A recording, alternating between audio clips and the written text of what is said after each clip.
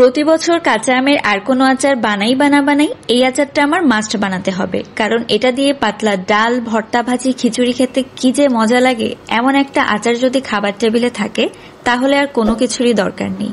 আজকে আপনাদেরকে দারুণ সুস্বাদু কাঁচা আমের টক ঝাল মিষ্টি আচার তৈরি করে দেখাচ্ছি।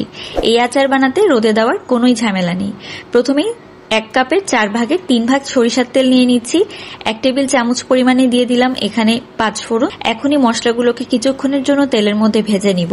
এখানে আমি 2 টেবিল চামচ পরিমাণে দিয়ে দিচ্ছি রসুনের পেস্ট করে নিয়েছি। তার সাথে 1 টেবিল চামচ পরিমাণে শুকনা মরিচের গুঁড়া, আর এই তেলের মধ্যে দিয়ে দিব 1 চামচ পরিমাণে হলুদের গুঁড়া।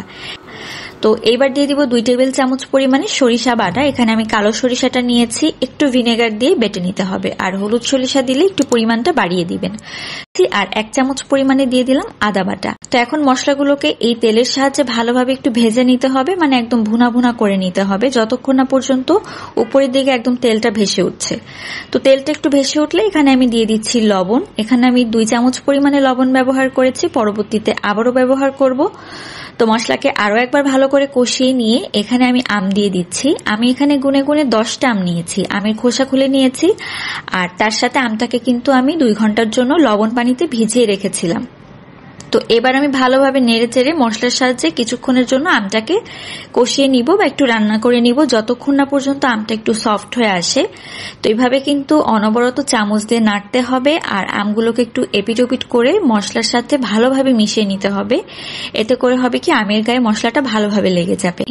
তো এখন আমি ভালো করে নেড়ে এটাকে মিশিয়ে নিয়ে আমটা সেদ্ধ হওয়া পর্যন্ত অপেক্ষা করছি। যখনই দেখবেন আমটা একটু নরম হয়ে এসেছে তখন এখানে আমি দিয়ে দিব 1 কাপ পরিমাণে গুড়। আপনারা কিন্তু যে কোনো ধরনের গুড় এখানে ব্যবহার করতে পারেন, খেজুরের গুড়, আখের গুড়, যেই শক্ত পাটালি গুড়গুলো আছে সেগুলো নিতে পারেন, আবার এরকম পাতলা গুঁড়ো নিতে পারেন। তবে গুড়টা কিন্তু অবশ্যই দিবেন। আর গুড় না থাকলে সেক্ষেত্রে আপনারা 1 কাপ পরিমাণে চিনিও এখানে ব্যবহার করতে পারেন, তবে একদম ভালো একটা রেজাল্ট পাবেন যদি আপনারা গুড়টা এখানে ব্যবহার করেন। তো 1 কাপ পরিমাণ গুড় দিয়ে এখন ভালোভাবে আমের সাথে মিশিয়ে নিতে হবে। তো গুড় দেওয়ার পরে বেশিক্ষণ কিন্তু রান্না করার দরকার নেই, তাহলে আমগুলো খুলে যাবে। তো গুড় দেওয়ার পরে 5 থেকে 10 মিনিটের জন্য একটু নেড়েচেড়ে মিশিয়ে রান্না করে নিলেই হবে। এর মধ্যে আমটাও ভালোভাবে সেদ্ধ হয়ে যাবে।